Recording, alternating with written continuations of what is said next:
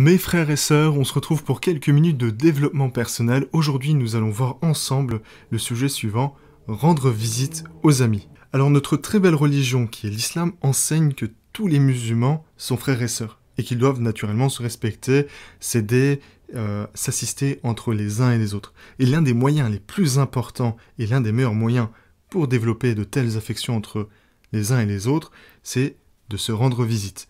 Alors comment faire pour se rendre visite? Nous allons voir ensemble 6 éléments pour avoir de très belles relations et rendre visite nos amis et nos proches et toutes les personnes qui sont autour de nous dans les meilleures conditions.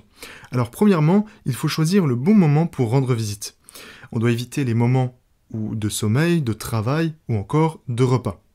Deuxièmement, mes chers frères et sœurs, on doit porter des vêtements propres et élégants et éviter que ça mette mal à l'aise notre hôte. Donc il ne faut pas s'habiller de manière à ce que notre hôte, la personne qui nous accueille, se sente mal à l'aise. Troisièmement, s'il est possible, bien évidemment, on doit prévenir de sa visite en indiquant l'heure et qu'on prévoit d'aller rendre visite. Donc si on indique une heure, bien évidemment, il faudra la respecter, sauf circonstances exceptionnelles, mais dans tous les cas, il faut prévenir et respecter les horaires dans lesquels on souhaite rendre visite la personne ou les personnes. Quatrièmement, quand on va visiter quelqu'un, on doit frapper à sa porte, sonner s'il y a une sonnette, et offrir le salam, donc la salutation, et bien évidemment demander comment vont les proches, demander la santé des personnes proches de la personne qui nous accueille. Et naturellement, partager les événements bons ou mauvais qui se sont produits dans la famille ou au sein des proches de la personne qui nous accueille.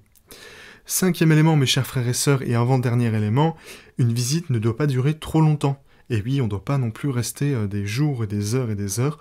Le visiteur, en fait, nous, si on va chez quelqu'un, on doit également éviter de dire des choses blessantes ou qui ne conviennent pas à la personne qui nous accueille.